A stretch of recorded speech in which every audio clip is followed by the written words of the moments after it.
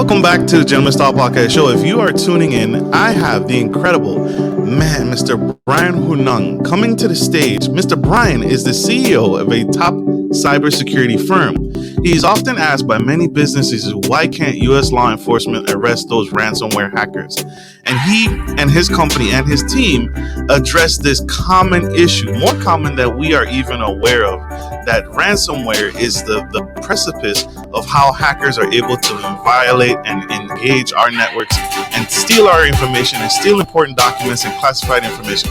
As an expert in hacking and ransomware attacks, he's also the author of 2 best-selling books, Under Attack and Adapt and Overcome.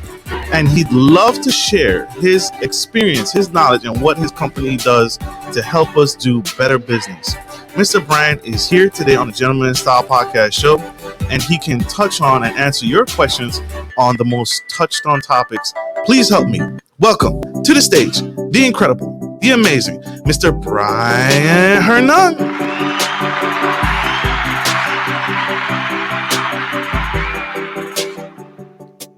Welcome to the Gentleman Style Podcast Show, sir. Hey, Marcus. Thanks for having me on. I appreciate it. Appreciate you, sir. Thank you for joining us. Diving right in, I have to beg the question. I ask every successful CEO, as a successful CEO in the cybersecurity space with your company, what are some successful habits that you do every single day that has really set the tone for you to succeed in business? What is something that you do day in, day out? Is it meditation? Is it yoga? Is it exercise? Is it walking? What is it you do every day that you can attest, like say, this is going to be a great day? Yeah, it's something that definitely, it was a journey for me. It didn't happen overnight to get to that point where you're that dialed in on your productivity and your focus that you start to understand the little decisions that you make towards the different behaviors that you have throughout the day are all compound to what you're able to achieve and what you're able to build and how you're able to perform on a daily basis. So one of the things that I found that I incorporate into my day every single day is gratitude. Just sets me off to have that positive mindset throughout the day, because as every business owner knows, the eyes are on you 24/7, whether it's your family or your employees, your friends. And I like to remain in a positive mindset and not, feed into negativity or exude negativity, right? When situations happen, the younger Bryan may have gone to that negative space or reacted in a certain way. And I call it responding versus reacting these days, right? I like to respond to situations, not react to them, get the emotion out of it. So gratitude is a big piece of how I maintain that positive mindset and make sure that, whatever comes my way throughout the day, I'm still able to manage my team, work with my partners, and just keep that drive going to those goals that we've set out for us. Personally, working out is a big piece of what I do every day. It's that self-time, and sometimes it's not always working out. Sometimes it may be just, getting in the hot tub for 20 minutes and relaxing the muscles and just, listening to my body and understanding what I need right now. But really taking that time out for that self-care. I use workouts and those types of things to focus and meditate and really get my mind in a place where I'm not thinking about very much else than maybe 1 or 2 major things that I'm trying to work through, or maybe not at all. Maybe I'm just focused on, the exercise itself. And that's my way of kind of disconnecting and unplugging from the world. Plus I play a lot of ice hockey. And So you fight? What's that? No, you fight? No, I actually don't fight. I actually, back in the day, maybe. But we, one thing I can tell you about ice hockey is the minute I step on the ice, literally every other thought goes out of my mind. And it's been that way ever since I was 10 years old. It's amazing the minute you put that skate to the ice and you're out there, and the rest of the world just melts away, and you focus on what you're there to do on the ice. And then, you realize the minute you step off the ice, the rest of the world comes back into your mind, and I got to do this and I got to do that. And, ice hockey is really that thing. And it always has been for me that has been like meditation, where I can just focus on and be present in that moment. And really, that's the big key, right? Is just getting back to being present in the moment at all times. And that's really, I think, the biggest challenge a lot of CEOs have to deal with. And putting all these little things in place helps me to get to that moment where I just need to be present at that time. Makes sense. Makes sense. So you have an incredible mind, sir. You've accomplished so much in your time. Who is it that inspired you to get in, or what inspired you to get into cybersecurity and this ransomware profession? So I got into tech, and I'll give all credit to my father, because if he wasn't kind of like a technophile himself, as much as you could be back in the early 90s, but he liked to build his own computers, and he liked to do that enough where he would constantly buy parts and be building a new computer, and he would give me the old one. And that's kind of where it started. The passion started when he gave me that first computer that I tore apart and put back together, and I really started to learn how these things work. Then, I started Xact IT Solutions in 2004. And then our maturity, the way that what we built here and the way that the market has kind of moved us from like a traditional, tech company, IT company that just provides like technical services, like repairing computers and things like that. And we've evolved our company to that cybersecurity company that we are today. So, it all starts with my parents and my dad, who, not only gave me the computers and the tools to play with and learn with at a very young age, but he also gave me a great work ethic.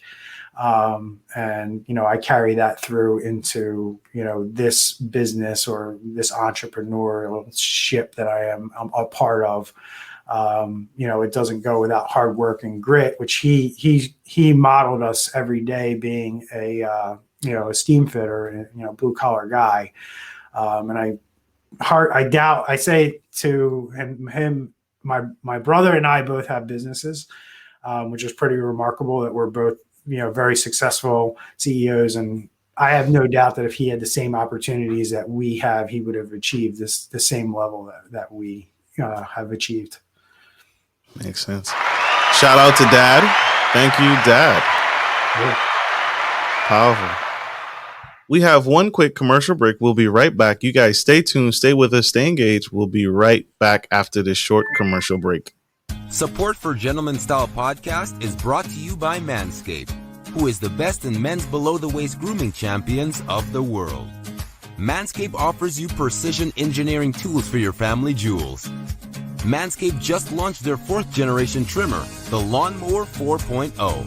You heard that right, the 4.0. Join over 2 million men worldwide who trust Manscaped with this exclusive offer for you. 20% off free worldwide shipping with the code GENTSTYLE at manscaped.com.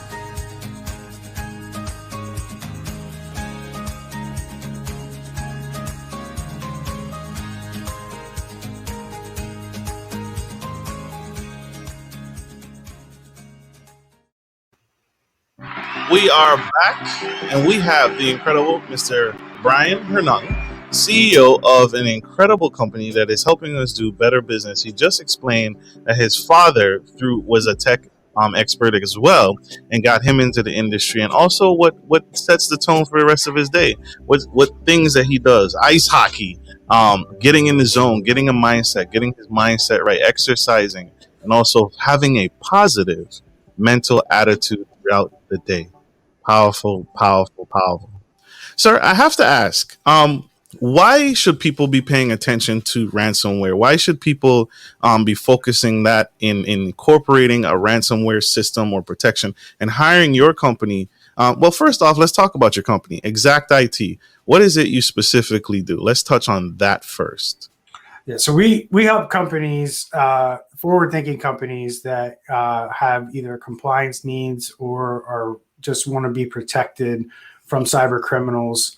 They want to do the right thing by protecting the client data that they're entrusted with, and that's a big key that a lot of business owners really miss on. But we help those companies with cybersecurity, compliance, and managed IT, which is what most people probably identify companies like mine as, like that help desk that you call when you have a problem, right? But here at Xact IT, we do a great job with that, but we take it a step further and we incorporate that cybersecurity piece into your IT management. And that's a big piece that a lot of IT companies aren't doing yet, or they're just not willing to do. But we lead with that security focus here at Xact IT, and we want to make sure that our clients are protected, and they're doing everything that they can to protect their businesses, that their employees are on board with protecting that business as well. And really making cybersecurity a personal responsibility is really a goal of mine. I love that. I love that. Why is this something that you teach and something that your company helps businesses do is password managers? Yeah. How is this simple tool can prevent less attacks, and why is it the number one mistake most people make that leads to a hack? Yeah, so the way that I like to educate people on cybersecurity and cyber criminals and hacking isn't really technical.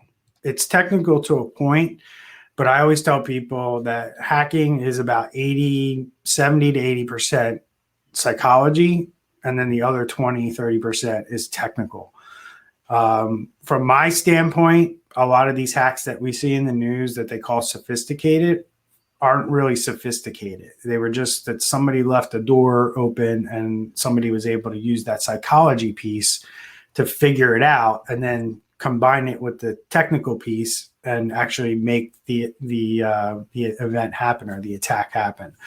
So that's where I need people to focus in on, is that a lot of the things that you're being caught doing to lead to a cyber attack are related more to psychology and how you handle things. So we look at cybersecurity, and if we're going to look at a company and how we're going to protect them, we look at the threat landscape first and say, okay, what are the ways that hackers are more than likely going to use to hit this company or attack this company?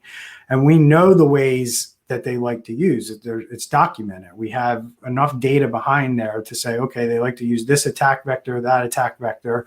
And one of the things they love to do is they love to take advantage of the fact that people remember their passwords and use the same password across multiple sites.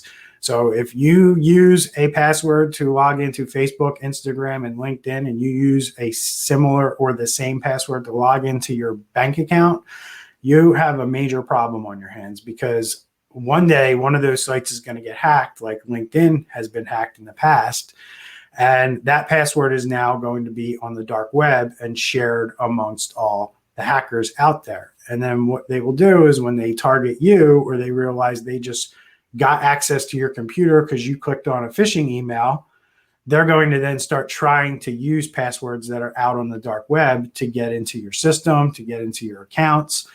And that's why using a password manager really eliminates this vector that hackers can use, because now you create a separate, unique password for every single site. And you're not using that password across multiple sites. You're using it on LinkedIn and only on LinkedIn. So if they try to hop over to Facebook or Instagram to take over your social media, or they try to log into your Wells Fargo account, they're not getting in there because you don't use that password anywhere else but on LinkedIn. And that is key for pretty much every human being out there to start using these password managers, because hackers just absolutely love taking your password, putting it through a little tool called a password cracker. And what it does is it just takes your password and it variates it a little bit, uses a different number at the end, uses an exclamation point, and it'll put hundreds of thousands of variations through this tool in a matter of about an hour. And they're sitting there banging on the door of all your accounts trying to get in with passwords.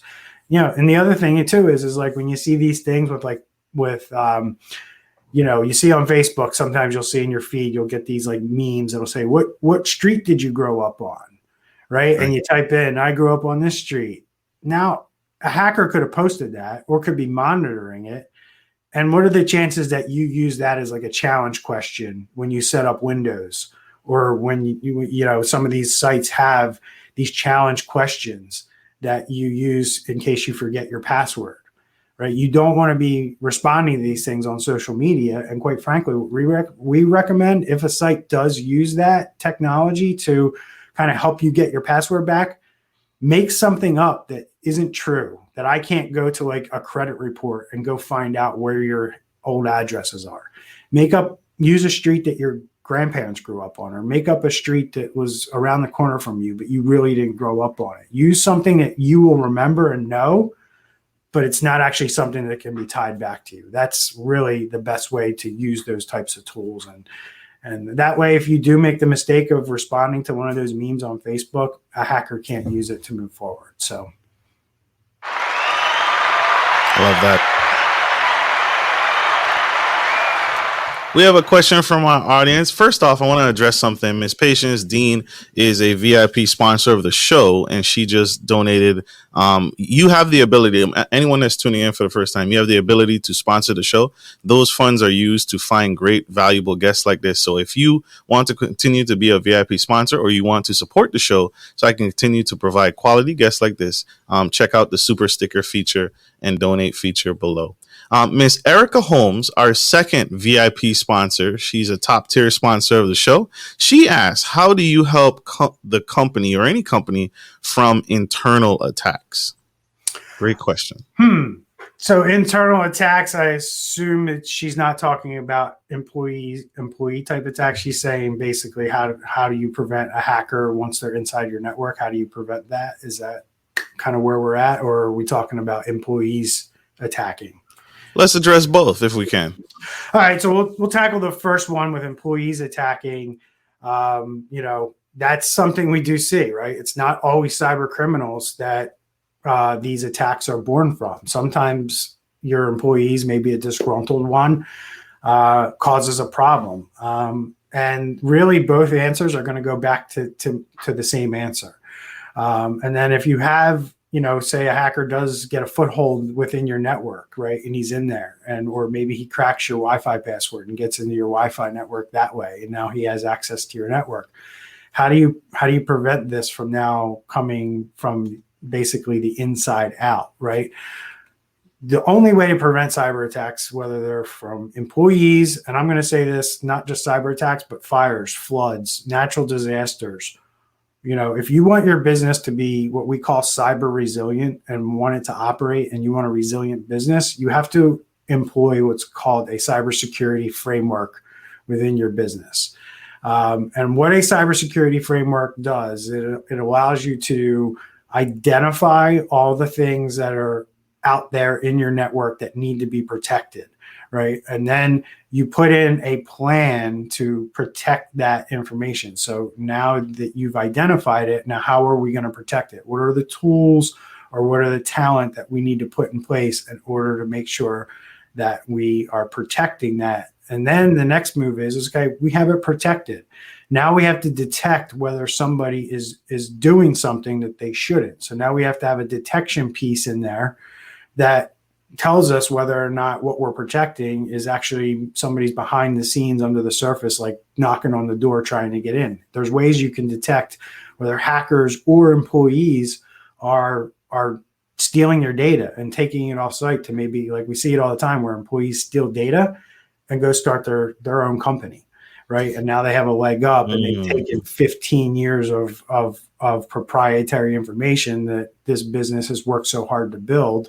And now they just stole it, and now they maybe short-circuited their growth by 5 years by doing so. There's ways we can detect all this activity and make sure that this data is not being mishandled or abused by your own employees or by cyber criminals, right? So then what happens after we detect it? We need to know how to respond, right? How do we do it? How do we cut them off? How do we stop it, in ransomware events? The first thing you want to do is remove everything from the internet. Cut off the access, right? That's the response phase of of what we do here. And then once we decide the appropriate response, then we have to go into that recovery phase. And that's kind of what we were talking about in the green room with, the pipeline and what you asked me there, and like how, they're in this recovery phase right now. And the recovery phase is taking them a lot longer than what they had initially thought when the attack first happened. So the framework is your plan for getting through any type of cyber event. Here at Xact IT, we recommend the NIST cybersecurity framework. That's our government's own cybersecurity framework that is, in my opinion, very thorough and very good. And a lot of businesses should get educated on it and start implementing it in their business, because regardless of the event, cyber attack, fire, flood, your employees want a paycheck. You want to open the doors on Monday after that event. And these frameworks will help you to be able to do that. And that's really where we're at today in business is when you start a business and you achieve a certain level of success, your customers, your employees, your partners, your vendors expect you to be open for business tomorrow. And, hackers and all kinds of natural disasters are changing that for a lot of business owners, but there are ways to get through it. But you got to plan for it. You can't just, have the event and hope for the best. Hope is not a strategy. So true. So true. Great follow-up question, Ms. Erica Holmes. Appreciate it. We have one more quick commercial break. You guys don't go anywhere. Stay tuned. We have this incredible man with all the knowledge. Stay tuned. Stay with us. We'll be right back. Good day, podcast listeners. This is your boy, Marcus Norman of Gentleman Style Podcast Show.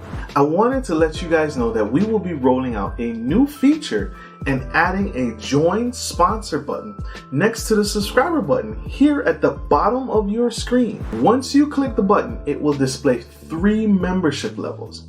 Gentleman Gentry, which is our entry level, Duke Duchess, which is our season level, and the Emperor and Empress, which is our most sophisticated level, which you will receive unique perks and benefits at each differing level and gain access to our community tab. We will also be sharing polls, upcoming events, and interviews, as well as receive feedback from our sponsors directly.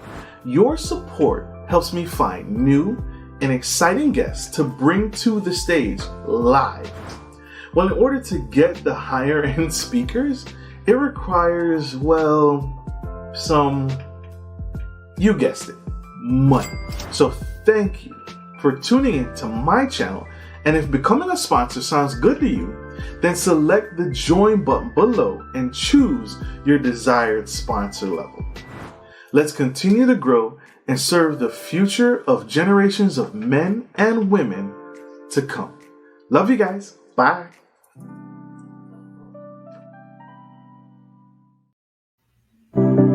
We are back, and we have the incredible Mr. Bryan Hornung, CEO, founder of Xact IT.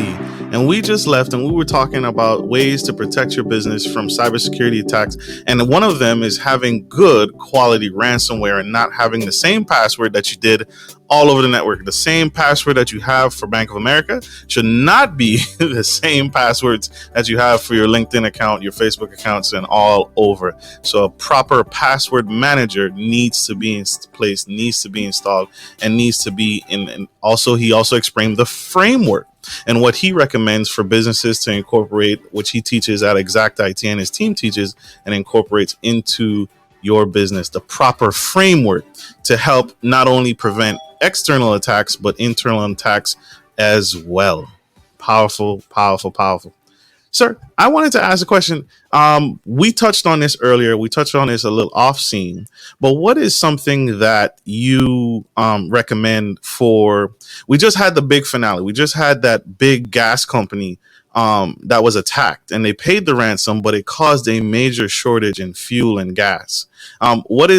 What happened there? Can you break down what happened there and what mistakes were made and how we can prevent our business from being succumbed to that same experience and that same occurrence? Sure. So now that we have more, 3-4 months of information here, we do know that they were not following a framework, right? So what they failed to do is they failed to identify what they termed a legacy VPN device that was on their network. Now, if you know what a VPN device is, that basically, and a lot of people are familiar with it because of remote work and COVID, and a lot of people had to connect to work using this VPN type technology. But they had this set up prior. They've had it set up for years. It was just out there, kind of out there and running. And nobody was really paying attention to it. Nobody was managing it the way that it should have been managed. And hackers were able to use credentials that were on the dark web from an ex-employee at Colonial Pipeline. And they were able to use those credentials to then connect into the VPN, which then in effect gave them access to the network, which allowed them to deploy the ransomware. So they failed to identify the hardware that they had out on the network that was actively in place and able to be used, and they failed to identify user accounts and passwords on the dark web for employees. So like one of the things we do here at Xact IT is we monitor the dark web for our employees. So when their email addresses show up in hacker forums, we will give that information to the client and say, hey, we just found your email address and this password on the dark web. You need to stop using this password wherever you use it. And hopefully they're using a password manager and they're not reusing passwords like we mentioned earlier. But that's where Colonial went wrong. They failed in the identify step, which is the first step in the NIST cybersecurity framework. They failed to identify everything, all the assets that they needed to protect. Whew. Wow. Wow.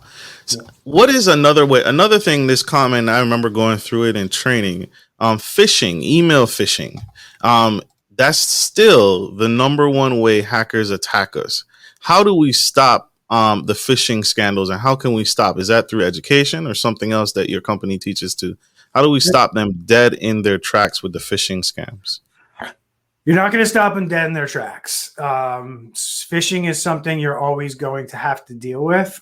Now, there's a two-pronged approach to this. One is with technology, and with cybersecurity, it's usually there's a part that can be taken care of, or you can be protected better with technology. And then the other piece is security and awareness training for your employees. So we could put technology in place to scan and filter emails for all the bad stuff, and make sure that doesn't end up in the inbox of your employee, because you want to try to eliminate the way we kind of we paint the picture that you want to eliminate the employee from being the decision maker on whether or not they should open the email or not, right? So if we can eliminate the employee from making that decision or having to make that decision, then it's better for the employee in most cases. And that we have technology that we can do that. So what happens when one slips through, right? These guys are changing their tactics all the time. They may, open up a Gmail account just to target you specifically. And a lot of times, like, a Gmail account's not going to get flagged right away. And if they craft the email properly, it's going to get through all the filters that we have in place to look for typical earmarkings of what spammers are doing, today.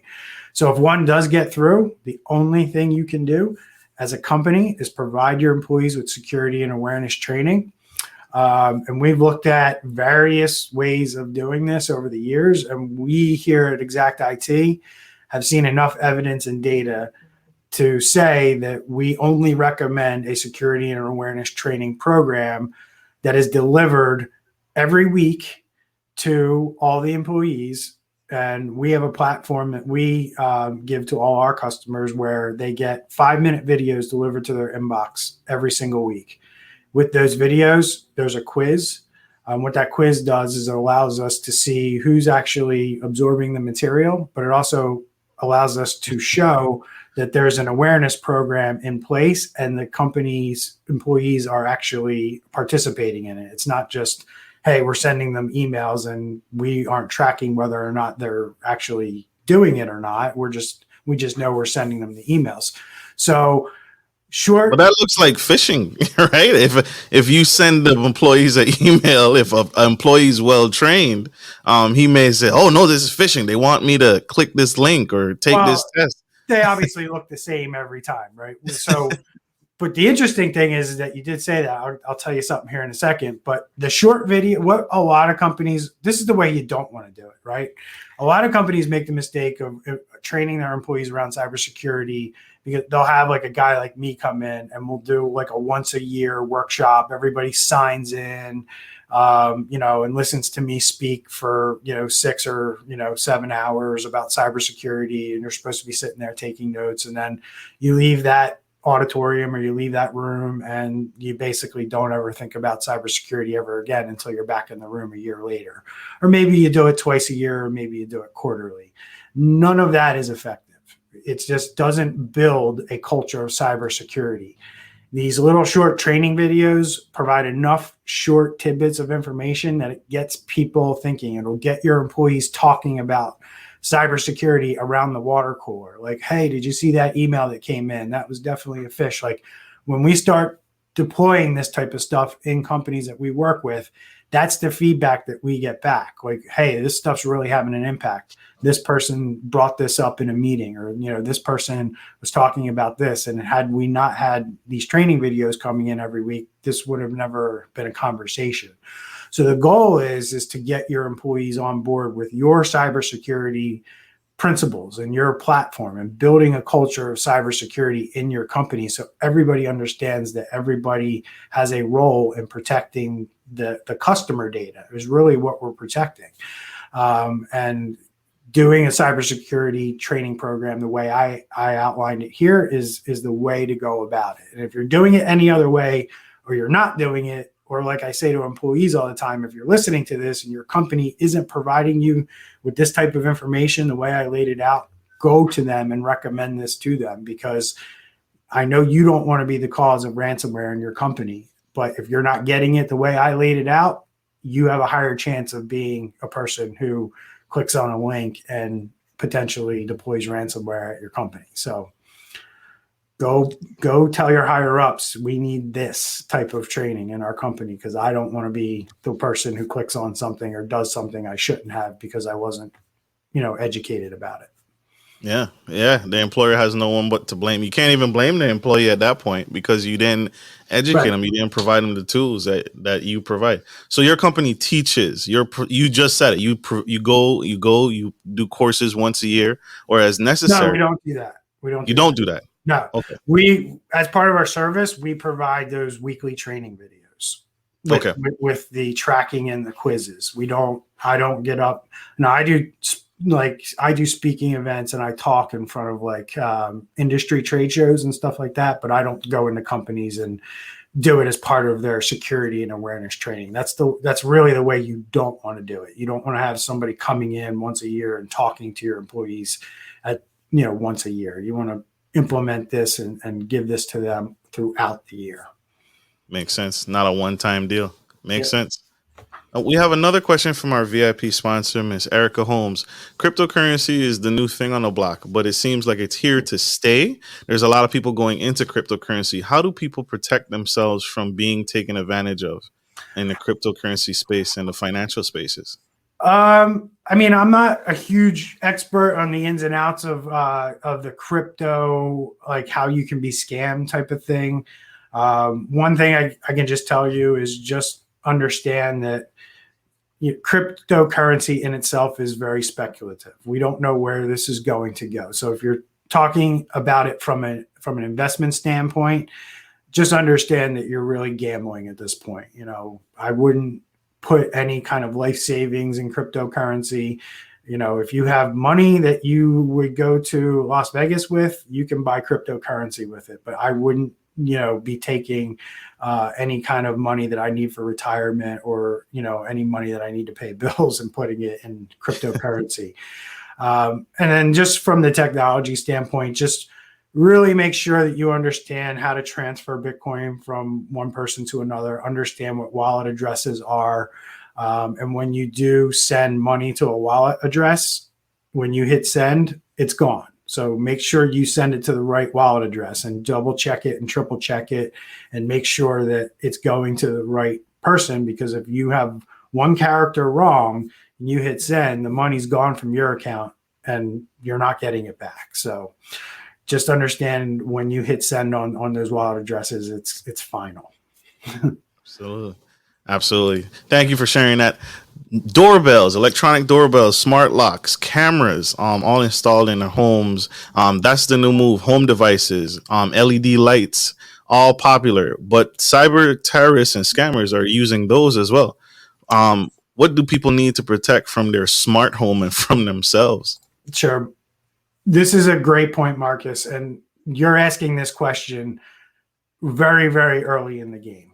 I wouldn't be surprised if we look back at this podcast in 3 years and go, wow, like, what we thought was a problem then is really a problem now. We are on the beginning of this problem that is going to be a huge market for cyber criminals, once they really figure out how to start exploiting these devices and exploiting devices in the home. And my biggest fear is just like we're seeing businesses ransomed and held hostage, is that people's homes will be held hostage.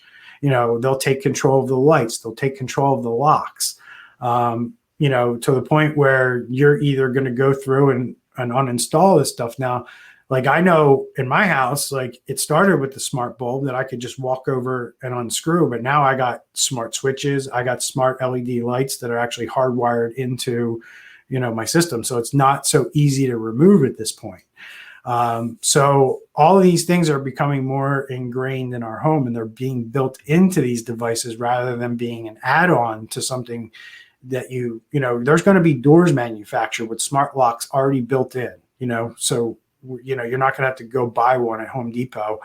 Your fridges are already smarter. Your washing machines are smarter. Your microwaves are smarter, and they're connecting to your Wi-Fi. So just in the same sense that we go in and we look for and discover vulnerabilities in businesses today, you're going to have to do this in the home. And we're already seeing technology built with like Netgear Nighthawk. Their router that that's a consumer grade router that you put in the home. That is already having vulnerability scanning built into it. So it literally sends your app an alert that says, hey, we found the device that has a vulnerability. And what that usually means, folks, when your device has a vulnerability, it means that one of two things. The manufacturer has an update out there that you need to go update that device, or the manufacturer decided, we're no longer going to support this device and we're not providing any more updates for it. And where this is a big problem, in my opinion, is flat screen TV manufacturers. They put out these smart TVs and they only support them for about 12 to 18 months, and then they stop updating them.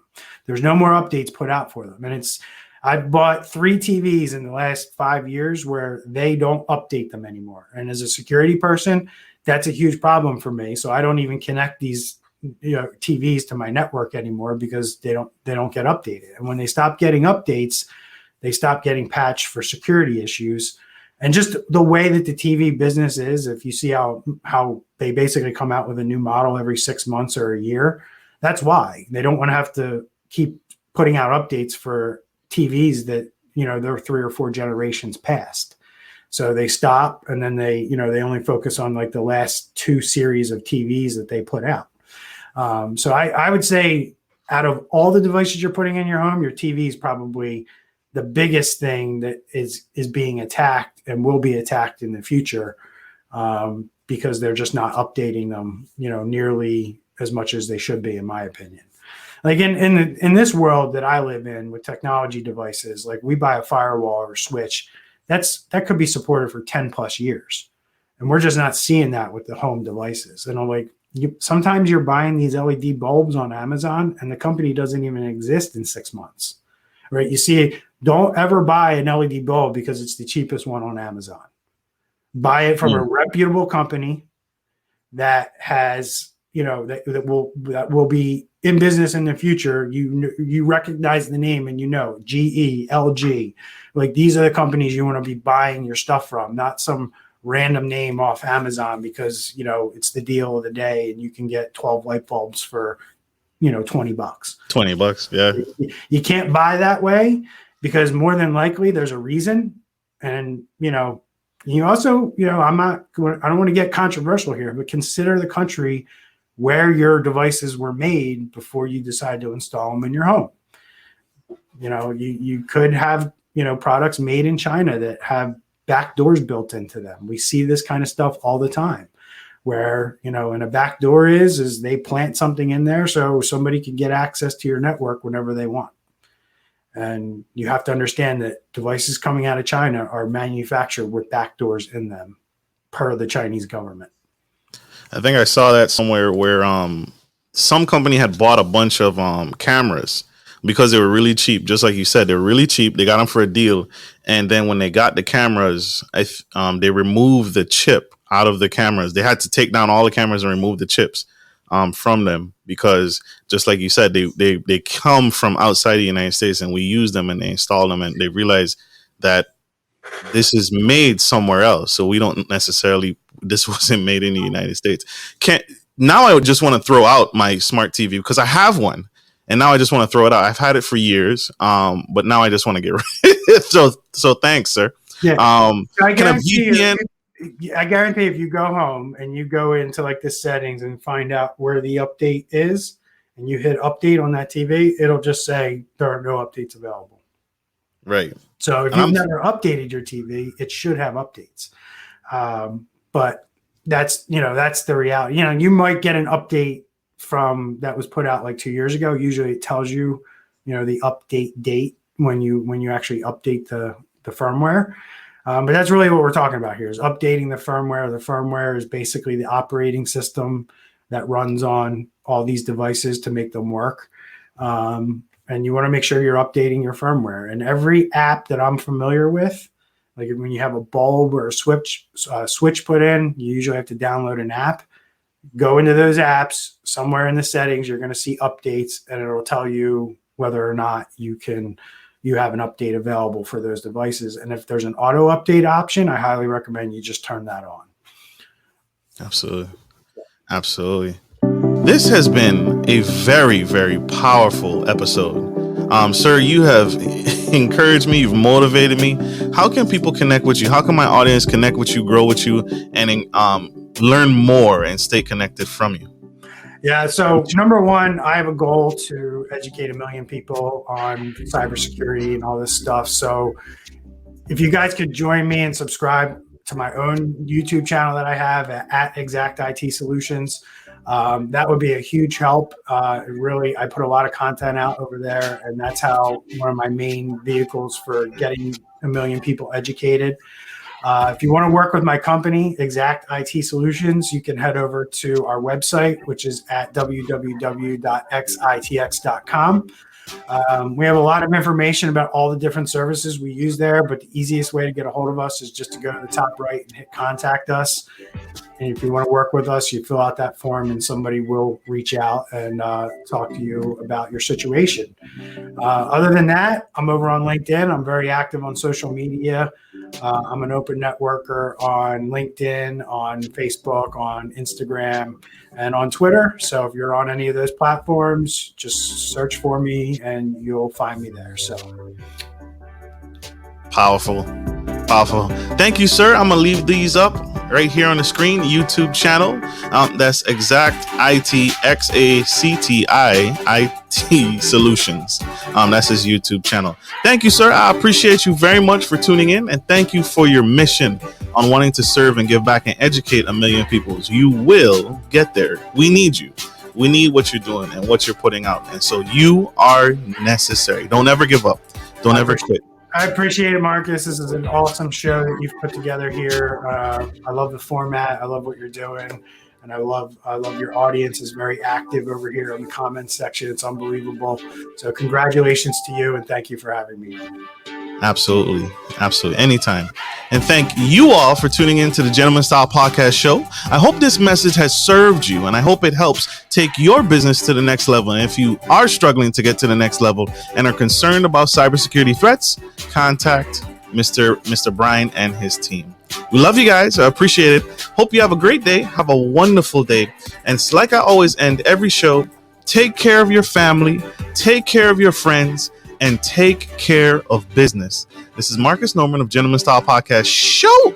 Signing off. Love you guys. Bye.